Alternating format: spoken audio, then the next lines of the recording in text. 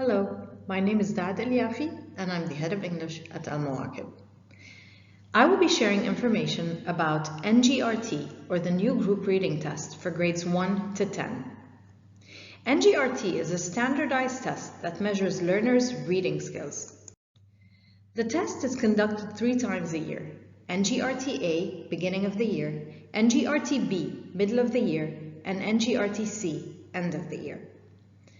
It is digital and adaptive, meaning that a different set of test questions appear for each person. The test questions change based on how well the test taker answers earlier questions. NGRT helps teachers, administrators, parents, and students identify student achievement and progress only in reading. Students will not come across any questions related to writing and conventions.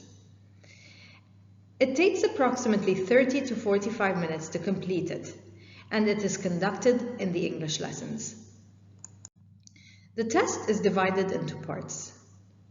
Sentence completion. This section measures decoding and vocabulary with some elements of comprehension. In the passage comprehension section, students will read an unseen text and answer comprehension or language questions. Students will be directed to an initial passage based on their performance on sentence completion. If students perform poorly in sentence completion sections, they will be directed to the phonics section. Students enter the test according to their age and start with the sentence completion section. Most students will complete the sentence completion and move to the comprehension section and read and answer questions on 1, 2, or 3 passages. If students perform poorly on the sentence completion section, they will complete the phonics section and will not be given any comprehension questions. By now, all parents and students have access to the NGRT reports on the school portal under External Reports.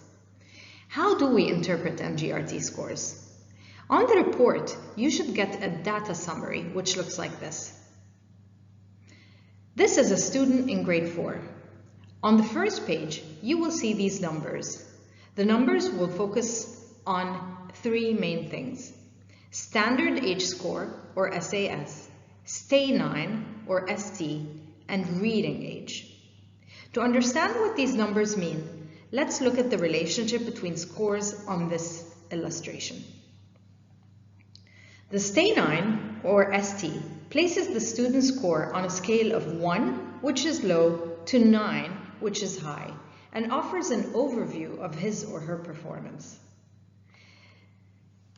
The SAS has an average of 100. Anything below 100 is considered below average, and anything above 100 is considered above average. Let's look at the sample. The student in this sample has scored a 9 on the overall stay 9, and a 9 on the sentence completion, and a 9 on the passage comprehension. The student's SAS is 133, which places him in the very high reading level.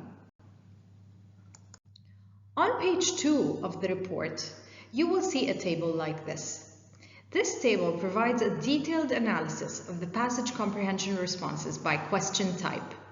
This information will support students, teachers, and parents as they will be better able to understand the types of questions a student must practice to perform better.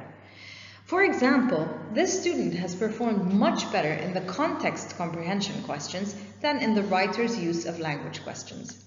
Therefore, the students must practice more questions related to writer's craft and use of language. On page 3 of the report, you will see a profile summary and some recommendations. The recommendations are helpful as they provide practical steps to support students' progress. All teachers have access to the recommendations. However, we encourage you to work on some recommendations when reviewing at home. The teachers are working closely with the students to ensure they make progress by the time they finish NGRT Test C. But together, let us emphasize students' efforts and progress over the outcomes. Through our partnership and our support and encouragement of students, they will do well, and we will celebrate many success stories in June. Thank you.